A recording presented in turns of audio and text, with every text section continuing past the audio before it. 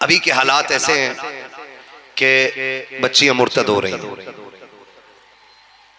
बच्चियां मुर्तद हो रही हैं। हमारे जलसों में 20-20, 50-50 हजार की भीड़ हो रही है, लेकिन बच्चियों का इर्तिदाद बंद नहीं हो रहा है।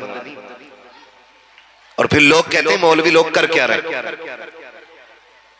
मैं आपसे एक बात अर्ज करूं मेरे भाई, ठंडे दिमाग से सोचना। हम बच्चियों की तालीम के भी मुखालिफ नहीं। हम तो एक बात कहते हैं, तालीम औरतों की जरूरी तो है, मगर खातून खाना हो वो सबा की परी ना हो।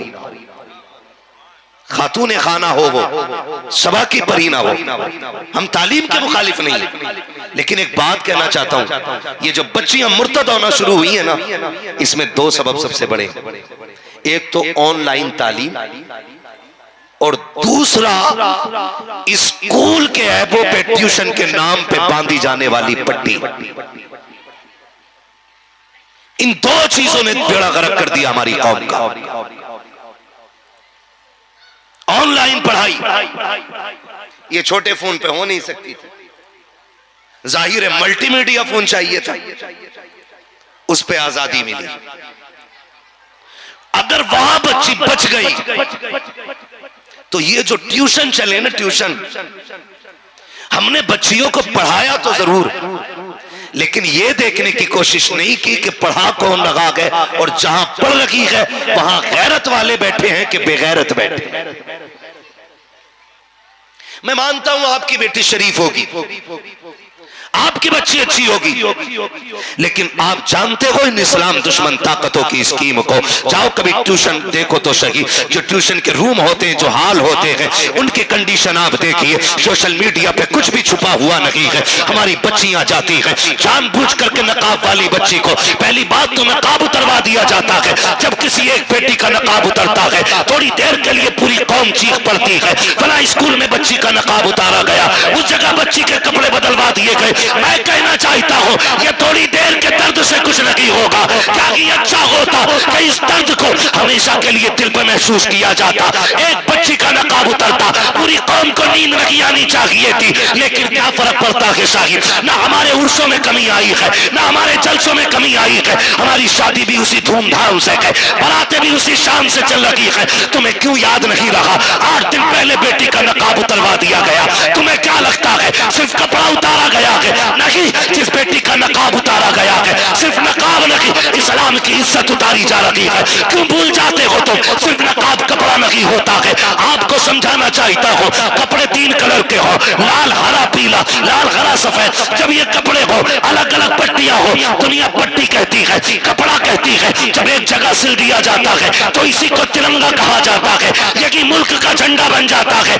अगर ये अलग अलग था, तुमने फेंका, कोई फर्क नहीं पड़ा है, लेकिन जब ये कपड़ा झंडा बन के छत पे लगा, फिर जब गिरा है, तो सिर्फ झंडा नहीं, मुल्क की आबरू का सवाल है, मुल्क की इज्जत का सवाल है। मैं कहना चाहता हूं, अगर झंडा बन जाए, कुल कौम की और मुल्क की आबरू बन जाता है, और जब यही कपड़ा नकाब बन के बेटी के बदन पे चढ़ जाता है, तो बुर्का सिर्फ कपड़ा नहीं, बल्कि ये इस्लाम की हया और इस्लाम की इज्जत का जौहर बन जाया। नारा तकबीर, नारा रिसालत, मुफ्ती हम्माद रजा साहब किबला, नारा तकबीर, नारा रिसालत। तवज्जो है सारे लोगों की? नकाब उतरा, फर्क पड़ा? नहीं ना, कोई फर्क नहीं पड़ा। जैसे चल रहे थे वैसे ही चल रहे हैं। ट्यूशन के नाम पे बदतमीजियां, गारंटी है मेरी, जितनी बच्चियां मुर्तद हुई हैं, जाओ जाके चेक करो, उनमें 90 नहीं बल्कि 95% वो बच्चियां हैं जो ट्यूशन पढ़ने जाती हैं। मोहम्मद अली भाई, 95% वो बच्चियां हैं जो ट्यूशन पढ़ने जाती हैं। मेरे भाई, अच्छा लगेगा अगर तेरी बेटी IAS बनेगी, सर ऊंचा होगा तेरा, फख्र करेगा। मैंने पहले ही कहा था तालीम का मुखालिफ नहीं। मैं आपसे बस इतनी गुजारिश करूंगा, उस जिल्लत से जो बेटी घर छोड़ के, धर्म बदल के गैर के बिस्तर पे जाके लेट गई, ऐसी जिल्लत से घर में बेटी का जाहिल रहना बेहतर है। और हम, हो सकता है कोई मेरी तकरीर पे आने वाले दिनों में कमेंट करके कहे कि ये बेटियों को जाहिल रखने की बात कर रहा है। नहीं, तालीम का सबसे पहला तसव्वुर देता ही इस्लाम है।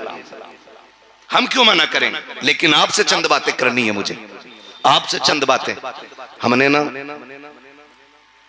पैसा कमाया है ना, तो हमने मैरिज हॉल बनाए, शॉपिंग मॉल बनाए। हमने पैसा कमाया है ना, तो हमने फैक्ट्रियां डाली। हमने पैसा कमाया है ना, तो हमने बिजनेस बढ़ाया है। काश हमने पैसा कमा के कौम की बच्चियों के लिए एक तहजीब और हया वाला इंग्लिश मीडियम स्कूल और कॉलेज बनाया होता। ये हम नहीं करेंगे। बुरा मत मानना, हमारी कौम ने पूरी जिंदगी मजारों के पत्थर चमकाए। मजार ठीक है, बुजुर्गों के मजारात भाई से बरकत है, मगर आपसे मैं कुछ समझाना चाहता हूं। ये सारे उलमा बैठे, इनकी मौजूदगी में मैं कह रहा हूं, गुंबद कितनी भी कीमती बना लो, गारंटी नहीं है उससे मजार वाला राजी हो जाए। जितना चाहो कीमती गुंबद बना लो, जितना चाहो महंगा कलश चढ़वा दो उस पर, शायद उससे मजार वाला राजी ना हो। बेटियों के लिए हया की जगह तालीम के लिए इदारे कायम करा दो, खुदा की कसम मजार वाला भी राजी हो जाएगा, साथ में मदीने वाला भी राजी हो जाएगा। हमने बताया ही नहीं, हमने कहा ही नहीं कभी तालीम पे फोकस करें। 70 साल की भूल है हमारी ये, 70 साल हमने ये गुमनामी में काट दिए और यही सोच के जीते रहे, भाई कट रही है बस अपनी तो क्या है। आज सर पे आ गई है तो अकल लगी है। खुदारा आप मज़ारात पे हाजिरी दें, मज़ारात पे आप जाएं, ये अपनी जगह है, लेकिन अब जरूरत है कौम को, बच्चियों को एक ऐसे इदारे की हर इलाके में जहां बेटी की तालीम भी दुरुस्त रहे और उसकी इज्जत भी महफूज रहे। ये बहुत ज्यादा जरूरी है, वरना याद रखना आज मेरे घर आग लगी है, कल आपके घर लगेगी। आज आपके घर लगी है, यही आग सुलगते सुलगते मेरे घर भी आनी है, मेरे घर भी आनी है।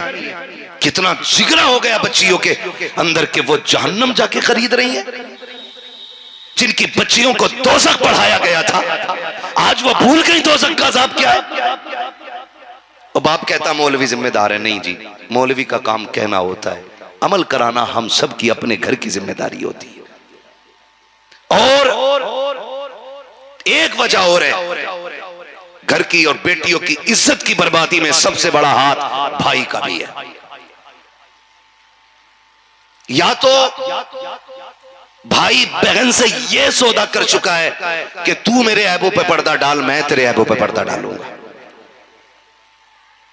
या फिर भाई इतने नशेड़ी हो गए हैं कि वो शराब और नशे और नींद की गोलियों में धुत होके सोते रहते हैं। बहन रात के 3 बजे कहां फोन कर रही है किसी को मतलब नहीं होता है। और ये जो मुसलमानों ने लगा रखा ना, ये बॉयफ्रेंड मौलवी की सोच पुरानी बोल रहे हो ना, मर के देखो, मर के खुदा की कसम सारे फ्रेंड रह जाएंगे बाहर। अल्लाह कब्र में गिरा के ऐसी सजाएं देगा कि कोई बचाने वाला नसीब नहीं होगा। ये सोचे बदल दो अपनी, और बेटियों को कनीज़े फातिमा ज़हरा बनाओ। ये जो आज भूख लग गई ना कि मैं भी अपनी बेटी को पढ़ाऊंगा, उसके जिम्मेदार वो लोग हैं कि जो कहते हैं मुझे अपने घर के लिए डिग्री होल्डर औरत चाहिए। आप कहेंगे कैसे? होता यूं है कि जब रिश्ता करने जाते हैं ना, तो जाके पूछते हैं क्या पढ़ा है बेटी ने। गरीब बाप कहते था मेरी बेटी ने, वो तो फख्र से कहता कुरान पढ़ा है, लेकिन ये जाहिल उल्लू का पट्टा कहता बस खाली कुरान पढ़ा है, और क्या पढ़वाना चाहता है, एमए नहीं किया है, बीए नहीं किया है। जब ये कह के रिश्ते ठुकराए जाते हैं ना, तो फिर मजबूरी हो जाती है हर बाप की बेटी के लिए डिग्री का इंतजाम करना। ये बातें याद रखिएगा जो मैं कह के जा रहा हूं। अक्लमंद वो नहीं है जो अपने बेटे के लिए आईएएस आईपीएस या एमबीबीएस ढूंढ के लाए। अक्लमंद वो है जो अपने घर के लिए कनीज़े फातिमा ज़हरा देख के लाए। हम मुसलमान हैं और शुक्र है रब का, रब ने सबसे ज्यादा इज्जतें हमारी बेटियों को अता की है।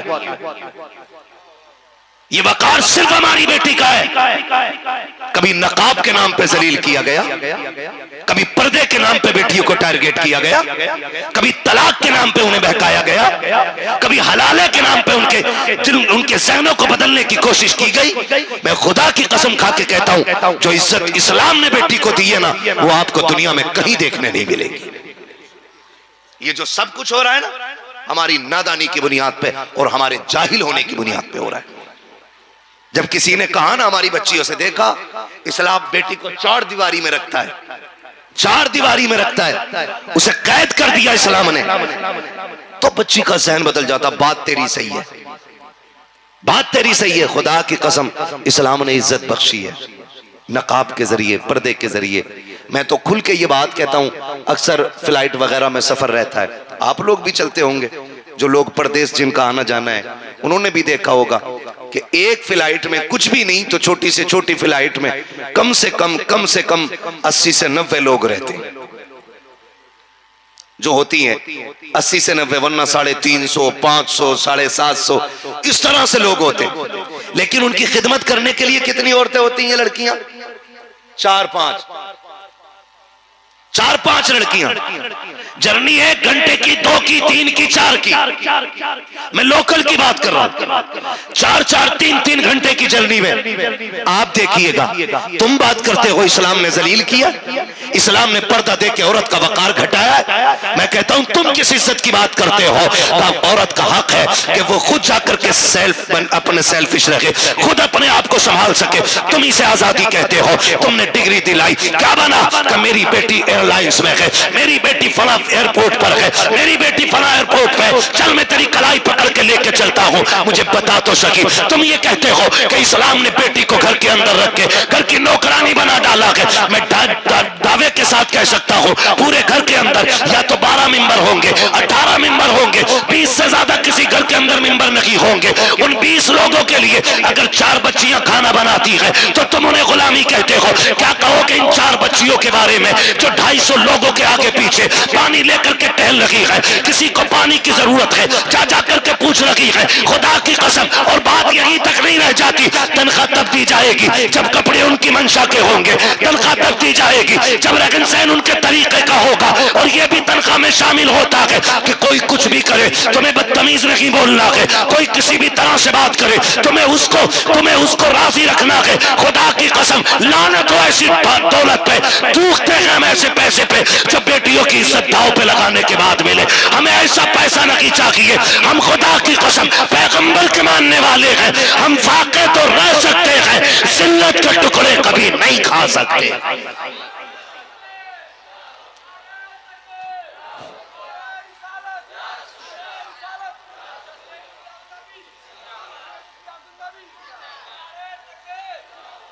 तो भाई अपनी बच्चियों को दीन की तालीम दे, और अगर शौक है ना पढ़ाने का, तो जितना पैसा तुमने ना अपने शौक और नाजायज कामों में खर्च किया ना, ये बताओ हमारे इस इलाके में साल भर में कितने जलसे होते होंगे?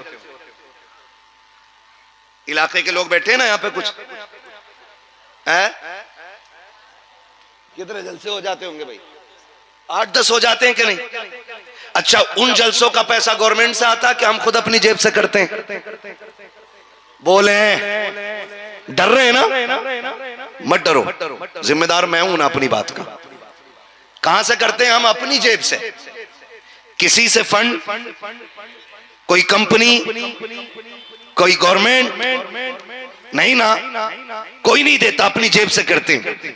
तो जो कौम साल भर में अपने इलाके में 10 जलसों के लिए चंदा कर सकती है, वो एक बेटियों के इंग्लिश मीडियम स्कूल के लिए चंदा साल में एक नहीं कर सकती है? कर सकती है ना? तो फिर एक चंदा ऐसा करो जिसमें ऐसा स्कूल हो जिसमें पढ़ने वाली भी बेटी होगी और पढ़ाने वाली भी बेटी होगी। करें आप ये काम भी। और ये सिर्फ इतना कह सकते हैं उलमा, करवाने की गारंटी नहीं। हमारा काम बताना है, इनको जिम्मेदार ना ठहराइएगा।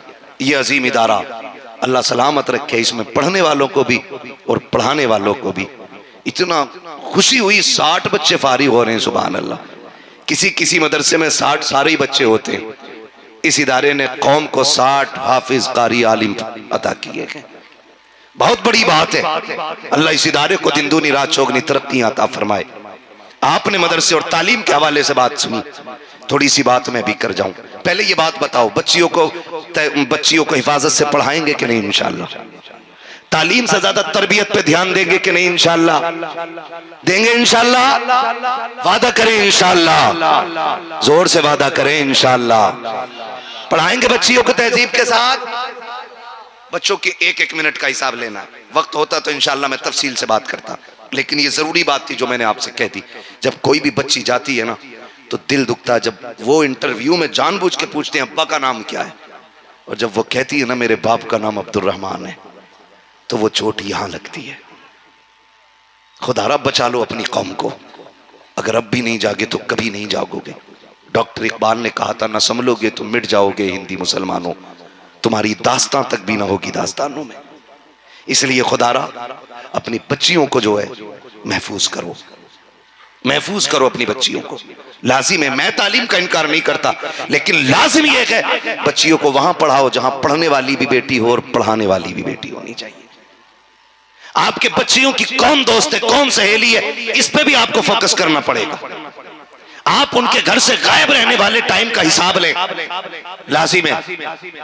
आज जो बच्चे हमारे बिगड़ रहे हैं ना, उसकी एक वजह यह हम बच्चों को वक्त नहीं देते। हमारा सारा वक्त बिजनेस बिजनेस बिजनेस बिजनेस। शाम को आए, मोबाइल लिया, थोड़ी देर चलाया, लेट गए। कभी बच्चों में भी बैठ के देखा करो। याद रखो, शोहर घर में बादशाह होता है, औरत उसका वजीर होती है, और बच्चे उस घर की रियाया होते हैं। पूरी एक सल्तनत होती है घर के अंदर। जो लोग समझते हैं वही घर चला भी पाते, बचा भी पाते, वरना न चला ही पाते हैं और न बचा पाते। शोहर कौन होता है? बाप कौन होता है? बादशाह। बीवी, जोर से बीवी। डर रहे हो क्या? नहीं, आपका चेहरा नहीं आएगा जो आपकी बीवी देख के आपसे कल हिसाब ले ले। शोहर कौन होता है? जोर से। और बीवी, बच्चे, रियाया। होता क्या है? बादशाह कहीं गया, मिल्कियत में वापस पलट के आया तो वजीर से पूछता, बता मैं तुझे छोड़ के गया था, मुल्क के हालात कैसे? तो वजीर एक एक बात सामने रख के कहता, सुनो बादशाह साहब, आपके पीछे फला कौम ने यह गलती की है, फला टीम ने यह गलती की है, उस तंजीम ने यह कमी की है। फिर बादशाह तलब करके हिसाब लेता है। तो जब इस तरह से नजर बादशाह की होती है तो मुल्क तबाह नहीं होते। और जब बादशाह मौज में रहे, सफर करता रहे, रियाया में आग लगती रहे, तो मुल्क बचेगा कि तबाह होगा? बोले, तबाह हो जाएगा ना। तो बाप एक बादशाह है, बीवी से आके पूछे, बता मैं तो बाहर कमाने गया था, बता बेटा कितनी देर बाहर रहा है, बेटी ने कितने काम किए हैं, बता बच्चियों ने नमाज पढ़ी है कि नहीं पढ़ी है, बेटे ने नमाज पढ़ी थी कि नहीं पढ़ी थी, काम से गया था तो कितनी देर में आया था।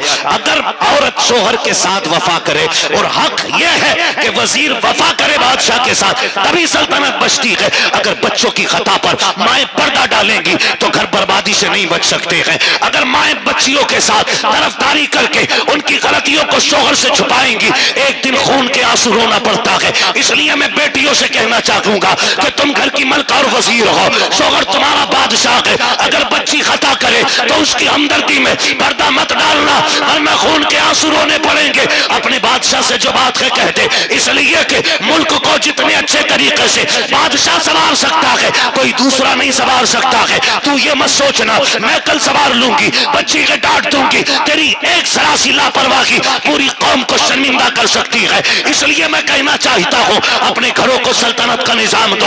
औरतें शोहरों से वफा करें, बहन भाइयों से वफा करें, भाई बहनों से वफा करें। जब रिश्ते वफादारी में आकर के एक चमन बनता है, खुदा की कसम इसी चमन के अंदर रहते हुए दुनिया में अल्लाह घर को जन्नत का नक्शा बना दिया करता है। लेकिन ये नहीं। अब आपसे आखिरी गुजारिश, ये दीन जो हमने सीखा और सिखाया, असरी तालीम से लोग मुहज्जब होते तो अबू जहल को मुहज्जब होना चाहिए था। अगर असली तालीम से लोग मुअद्दब होते तो अबू लहब को मुअद्दब होना चाहिए था। उनके पास असली तालीम थी। दीनी तालीम अबू बकर सिद्दीक के पास है, दीनी तालीम फारूक आजम के पास है, दीनी तालीम उस्मान गनी के पास है। आप इनकी जिंदगी को देखिएगा। हम इस बात के मुखालिफ नहीं कि हमारे बच्चे IAS IPS ना बने। हम चाहते हैं हमारे बच्चे IAS भी होने चाहिए, IPS भी होने चाहिए, लेकिन रोना इस बात का है कि जो बच्चे बड़ी यूनिवर्सिटीज में चले गए वो एक्स मुस्लिम बन गए। किसी ने कहा मैं खुदा को नहीं मानता, किसी ने कहा मैं कुरान को नहीं मानता, जबकि वो या तो तेरे घर से पैदा होने वाले बच्चे हैं या मेरे घर से पैदा होने वाले बच्चे हैं। कभी जाना हो बाहर तो आप देखिएगा, मोहम्मद अली भाई, जावेद भाई, अजहर भाई, बेंगलोर जाना हुआ, केरला जाना हुआ, स्कूल के बच्चे आए, उन्होंने आकर के ये दर्द दिल रखा कि हुजूर का कलमा पढ़ने वाले लोग आज इस्लाम दुश्मन हो गए हैं। कितनी बेटियां इस्लामी नाम उनके हैं, अब्दुल रहमान की बेटी है, कोई इरफान की बेटी है, कोई अब्दुल रशीद की बेटी है, लेकिन आज उसका दावा यह है मैं खुदा को नहीं मानती हूँ। वो कहने लगा मुझसे, वो भी स्कूल का साइंस का स्टूडेंट था, उसने कहा जनाब ये बताइए ये बीमारी फैलने की वजह क्या है और इसको रोका कैसे जा सकता है। मैंने बहुत दिमाग लगाया तो सिर्फ इस नतीजे पे पहुंचा, साहिबो अपने बच्चों को 12 घंटे इंग्लिश मीडियम में पढ़ाते हो, 1 घंटा कुरान के लिए देते हो, बहुत कम देते हो। मैं कहता हूँ कम से कम 2 घंटे कुरान के लिए दो, और सिर्फ कुरान के लिए नहीं, अपने बच्चों के 15 मिनट सिर्फ तरबियत के लिए आलिम दीन के पास दिया करो। हमारा रवैया ये होता जा रहा है, हमारे बच्चे इंग्लिश मीडियम में पढ़ते तो हैं, उन्हें कुत्ता बिल्ली की तालीम तो आती है, लेकिन उन्हें वो तालीम नहीं आती है जो रब ने अपने महबूब के सीने पे उतारा है। वो कुरान हमारी कौम के बच्चों को नहीं आता है। तहकीक कर लीजिए, जाइए आप देख करके आइए, वो बच्चे जिन्होंने दीन छोड़ दिया है, जो खुदा की खुदाई का इनकार कर बैठे हैं, जो नबी की रिसालत से मुंह कर गए हैं, दावा है मेरा वो एक दिन के लिए मदरसा नहीं गए होंगे। काश उन्होंने 8 महीने अगर मदरसे में गुजारे होते तो जान दे देते, लेकिन नबी का दिया हुआ दीन नहीं छोड़ सकते।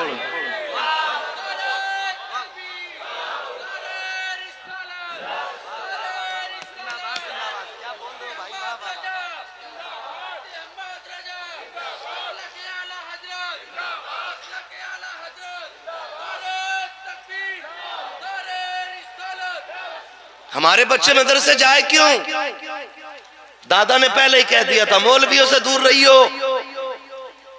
इनकी सोच बड़ी पुरानी होती है। मैं कहता हूं लिमिट में और औकात में रह के बात कर। खुदा की कसम हम शुक्र अदा करते हैं हमारी सोच पुरानी है, लेकिन 2000 साल पुरानी नहीं, 1400 साल पुरानी है, सिर्फ 1400 साल पुरानी है।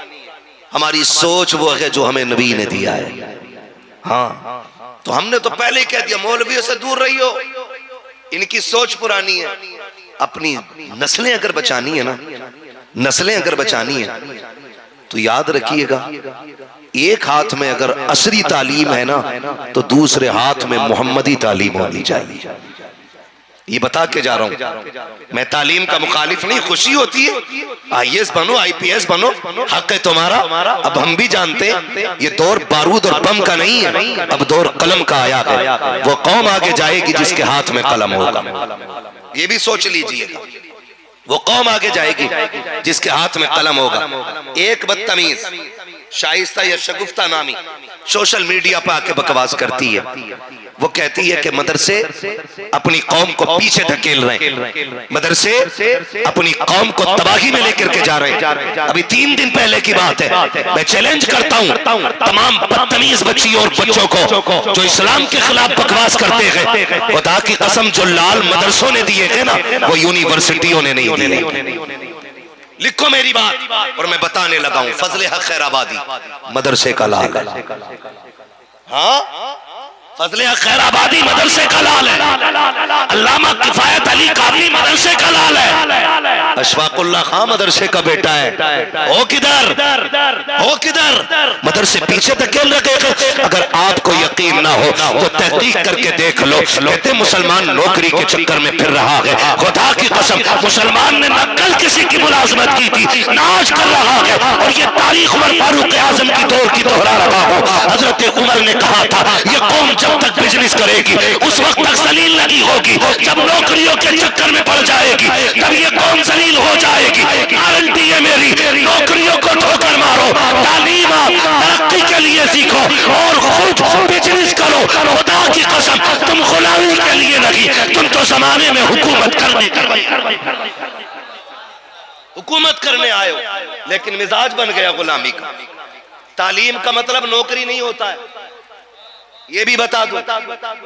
तालीम का मतलब नौकरी नहीं है। याद रखिए, जब जेब पे कलम होता है ना तो आईएएस भी संभल के बात करता है। जबान अच्छी होती है ना, आईपीएस भी लिमिट में बात करता है। और जब कौम अनपढ़ होती है ना तो वर्दी पहन के ये लुटिया चोर सिपट्टियां आती हैं और 10-5 हजार यूं ऐट के ले जाती हैं, और हम 5 हजार दे के कहते फ्री में छूट गए। खाली अगर हाई स्कूल तक पढ़ लिए होते ना तो 5 हजार तो क्या, इस सिपट्टिया को फूटी कोड़ी तुम नहीं देते। ये जो कीमतें भर रहे हो ना, ये अपनी नादानी की कीमत है।